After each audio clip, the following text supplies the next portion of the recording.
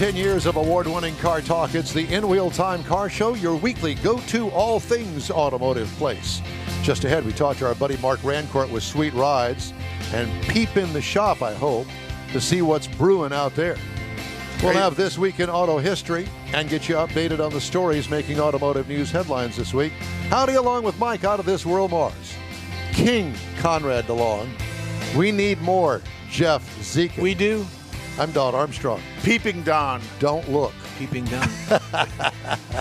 But thanks so much for joining us. We really appreciate it for another hot Saturday. Car show tomorrow, cruise in. Chrome and Coffee.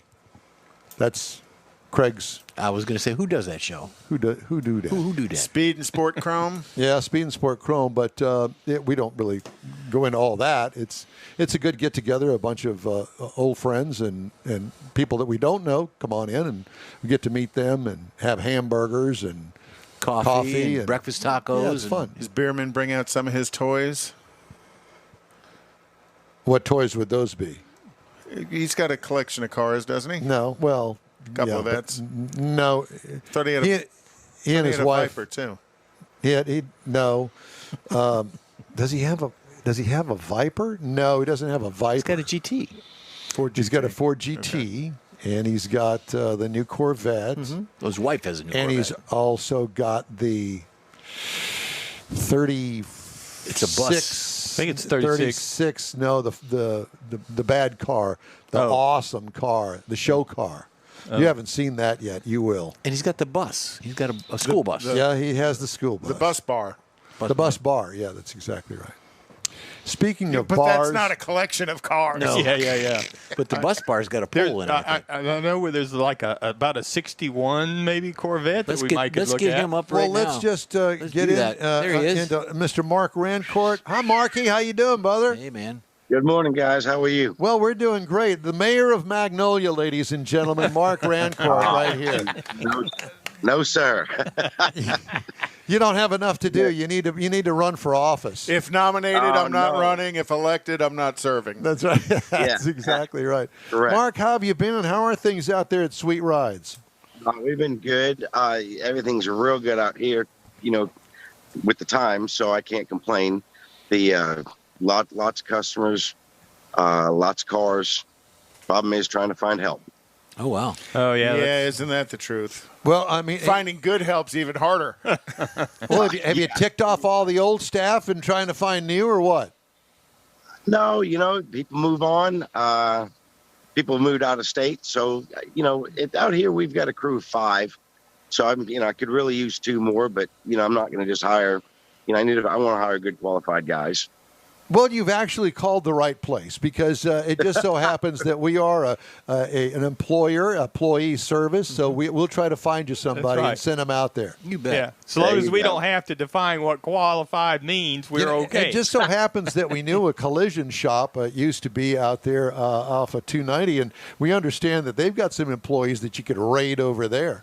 Or do Oh, yeah. They got some good ones, too. Yeah, no doubt, because you hired them. Well, Marc, so what do you got in the shop today? What are we working on? Hey, let me swing around and show you guys a few things. Please do. We love coming out and taking a look at what's going on out there at Sweet Rides. That's what I want to see. There you go. What is that, So we've got It's a 59. 59. Oh. It's pre Going back all original. The customers own the vehicle since 61. Holy cow! Wow. Yeah. And I did unusual. not know that you did fiberglass work. Oh, well, this is about our 5th Corvette we've done. I'll be. Yeah. So what engine did it have in it, or will it? He's gonna have a little 327 in it. Okay. Yeah, but it's just a super, super nice car. Getting it finished up so we can get it back down on the frame and stuff. So And red with white coves is such a traditional color pattern on that Corvette. Yes, the original Roman red color with the original white. And that's the white, not because they offered kind of an off-white as well, didn't they? Yeah, this is called Snowcrest white. Snowcrest, okay. So is it the original suspension you're putting back under it, or are you having something else? No, original suspension. He wants to keep it all original. Well, if he's owned it since 61, I can believe that. That'd 59. be cool. Yeah. So now that I've got another Corvette down in the body shop that we'll put a custom frame under and put an LS in it. Yeah. Well, that'll work too. What year did you say it was? This is a 59 here, and the one I have down in the body shop's a 63 split window. Oh, okay. Oh, yeah. Cool. So you're going to resto mod an original split window. Correct. Was it just a 300 horse car? I'll be honest with you, I don't know. The customer just bought the car. When I show it to you, it's an Evel Knievel throwback car. Oh, how cool. So they used it for, it looks like road racing is what they originally used it for. Nice. And then over here we got a little Land Cruiser that we're finishing up, so the this Toyota thing's Land almost Cruiser. ready to go home. Looks like it's a matching sister to the Corvette. Yeah. Well, it's like the year of the red, so we got a lot going on out here. Lots of red this year, and the year of the four-wheel drives. I've got this 78 Bronco right over here that we're trying to finish. So that frame's at the powder coater, so we'll get that done here shortly. Another red boy. Well, the Broncos, it's amazing to me the following that early small Bronco has here in Houston. And that thing was a piece of crap back in the day. I mean, I'm sorry, but it was. You know that. Well, originally with a four-cylinder, eventually they stuck the 302 in it, but I know, but it was a rust bucket. Yeah, that and the fit and finish was just terrible. Those cars were terrible. Did you have to put a lot of sheet metal on it to fix the rust, Mark? Well, on that one, that's a 78, so that's that 2-year only body style. Okay. He gave me 2 Broncos, and we have taken a bunch of parts off one to make one. So it's a donor. You had a donor. Okay. Yeah, so we had a donor. Now, you're talking about the small Broncos. Are you ready? Yeah. Okay, hold on. Figure this out. Get to look at the dirt inside There your you fingers go. there. There you go. There you go. That's what you're talking about. That is a sweet ride there. Is it purple? No, it's No, silver. it's a gray, like a gunmetal gray. Okay. Lots of little subtle changes to it, but nice and clean. And we changed out the quarter panels to the upgraded quarter panels, as you can see. Was this also a frame off or just modification? Yeah, this was customer bought this as a halfway running vehicle, and we disassembled it and went through the whole thing, frame off, and now we're just putting it back together. Nice. And how much time, if I can ask, has this truck spent with you? This one's been here for 7 months. Okay. Well, that's not bad at all. No. Well, if you consider the amount of work that's done frame off, they're cleaning everything up, putting it all back together, make sure all the right parts And are there. the donor helps. It's not that unusual. Yeah.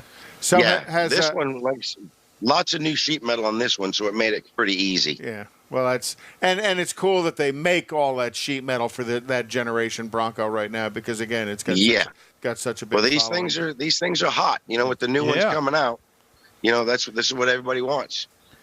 So apparently, you can't find even a rusted out one for less than 40,000. What? I've seen some in the 30s, but it was like you couldn't even put it on a trailer and roll it up. You got to be kidding me. And what's a new one go for? Not too much more. I'm not sure exactly. That's and then, but you think I'll show you my Evel Knievel throwback car. Ready? There you go.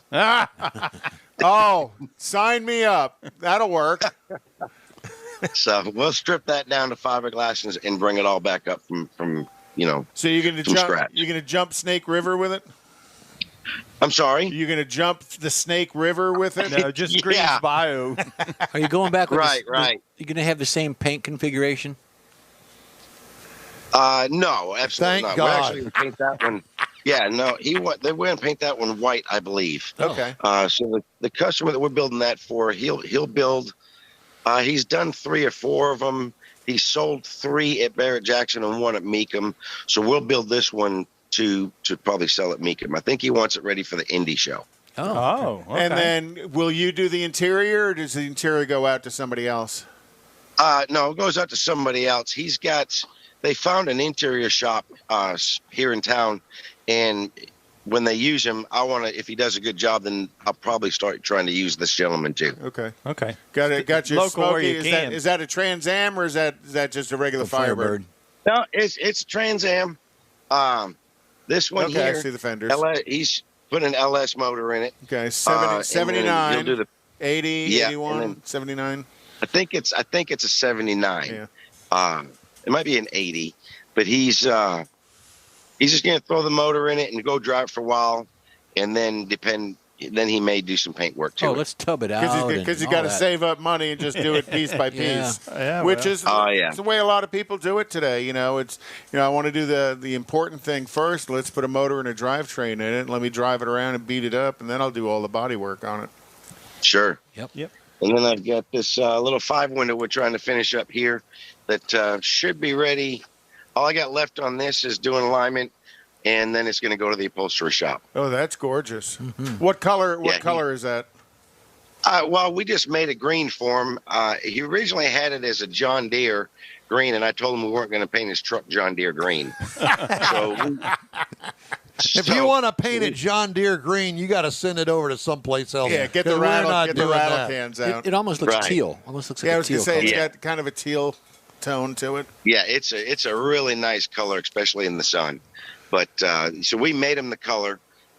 He had a sample of a shirt, so we matched up to the shirt as best as we could. So it came out really, really nice. Mark, I have to ask you now. You're a car guy, and you deal with all these custom cars, these beautiful, complete resto mods, actual originals. You deal with all that stuff. Mm-hmm. What kind of car do you drive, Mark? I've got a '67 Camaro SSRS. You don't drive that back and forth to work? Absolutely, I do. Do you really? Yeah, the transmission's messed up. Is it there now? Right now. Yeah, it's on the lift in the paint shop because I got the transmission out of it. Okay. So my brother was one of my mechanics at the big shop, and he knows how to fix standard transmissions. So he's got it over at the shop he's working at now, and as soon as I get it back, I'll start driving it again. Just so happens it's not available. Wow. I guess that's Don ringing in. Yeah, I guess so. I tried to rebuild a Muncie transmission once. It worked for about 50 feet. Wasn't even enough time to get a 60-foot time out of it. No, but the warranty was 40 feet. Yeah, it was. So what's the future look like for you guys? You still have a lot of other vehicles in the queue? Yeah, waiting to come in? We've been doing a lot of work for Roy over at Camaro Concepts also.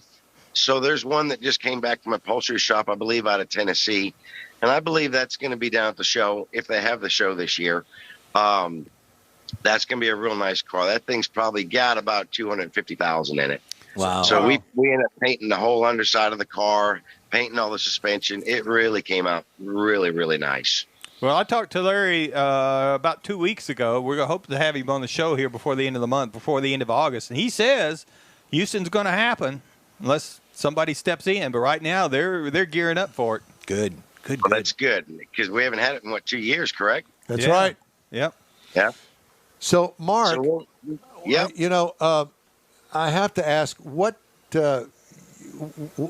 how are things going with Sweet Rides? Because, a few years back, you and I sat down and had lunch together, and you said, Don, I've got to get out of this body shop business, which you did. And, you were going to put all of your time into Sweet Rides. How are things going for you personally? Good? You liking it? Yeah, it's the stress level's way down. It took me probably a good 6 or 8 months to kind of slow down a little bit as far as not being that fast-paced mode with the collision side. So it really took a little bit to kind of learn how to slow down and just relax a little bit and take my time. Enjoy it. So you're enjoying life finally for a while. Yeah, absolutely. Well, and it's fun to mess with the old cars. They're frustrating, just like working on a new car, but that's the joy of it. And the thing about the old cars, you get to play a little bit. Well, I know that the last time that I was physically out there, you had a Mustang that I go, oh my God, I would shoot myself if I had to work on that. It had been wrecked. And then once you started peeling away the wreck damage on it, then you ran into all of these rust issues with it. It was an absolute nightmare. I don't know how you – I would – yeah. So did you finish that or did you scrap it?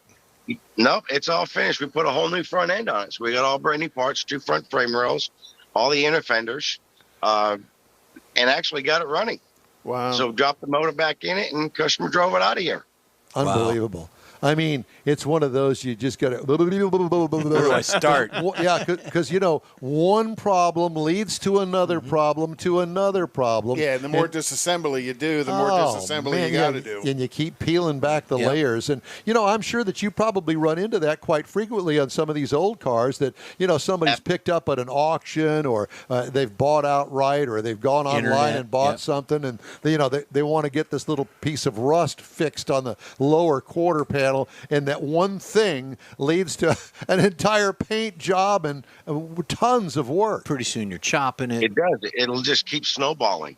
So if I get customers to come in and say, hey, I just want to do this. Well, if I do this, we got to go into this panel. If we go into that panel, so it's like, where do you stop? You can't just come in and do a quick patch and expect it to be 100%, because it's just going to keep going on you. My question is, when are you going to get your own TV show? Bo, no thanks. I don't need a camera. I don't want a camera in my face all day long. Well, I will tell you this from somebody that's been in the television business for a long time, and I know how these reality shows work. And let me tell you something, man, that is no fun. As a matter of fact, there's a guy up there called Phantom Works. Yep. And he finally said, I've had enough. I'm losing money because of all of the stuff that they had to go back and reshoot because the producer says, well, that didn't quite work out. We need you to recreate that or do this or do that. It's time consuming. And unless you've got a shop that can pretty much run itself, man, you don't want to get involved in that. And in his case, he was losing employees because they didn't want to work the overtime. You know what I call those shows? Tell me. I call them man soap operas. Pretty much. I stare at them. You stare at them. Yeah, I do. I mean, some of them I find intriguing. So, Mark, what's in store for you? Are you going to have a car or a customer car that, besides that one that you mentioned, that you're going to show at Autorama this year? Yeah, we're going to try to probably have that little Land Cruiser. I know the gentleman with that big Bronco. He wants that down at the show. I got this Blazer that the same gentleman that owns that little gray Bronco. That's why I call the little gray Bronco Mini-Me. We did a C10 Blazer for him that's at the transmission shop right now.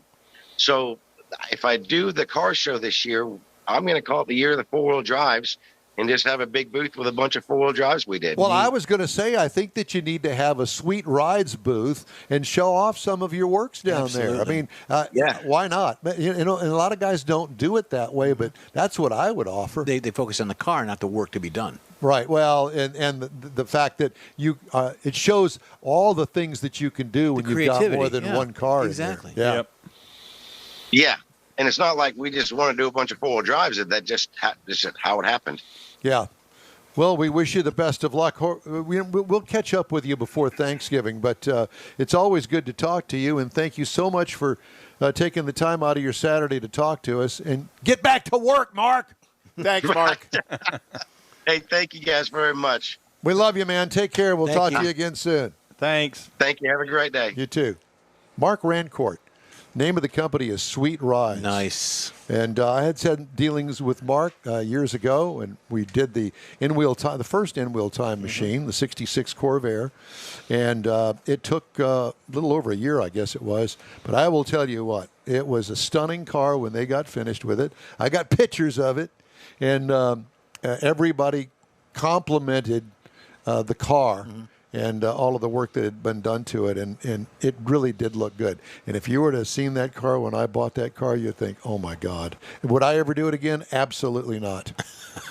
Well, it turned out so well, though. We had it at Autorama those 2-3 years we had it down there. Yeah. I mean, people would just make all kinds of comments about it. Well, it was unusual in the younger crowd. And would you do it again if it was a different vehicle? A 69 Z0. That's what I was thinking, Camaro side. Or that Corvette out there. Would you do some mods to that? Yeah. Yes, but not to the extent that I did with the Corvair. Because the Corvair, remember, it got pulled out of a field. Right. And so it was really, really tired. Mm-hmm. And it was brown. It actually looked like it was red primer. But that was the original paint on it. Aztec bronze. Thank you, Chevrolet. Nice. Oh. And if I'd have done it all over again, I would not have bought one with an automatic transmission, nor would I have bought that weak engine that was in it. I would have bought the upscaled engine with the 4 one-barrel carburetors on it. Well, so would you do it for another car? What made that one so interesting was because it had the original paint on. There was so much of it that was original, and the fact it was local. It came from a local dealer, stayed here all its life. Knapp Chevrolet. Still had the badging on it. To me, that's kind of what made that vehicle unique. I agree. And you know, the other thing was it had never been in a serious accident. It had a couple of whiskey bumps on it, but it had never been in a serious accident, and it didn't have a lot of rust on it. Right. The biggest rust issue was up underneath the windshield on the upper cowl, which and I is bought very a new piece cowl, and Mark pulled it out of there and welded a new one in. You couldn't even tell. And, it was nice when it was done, but oof.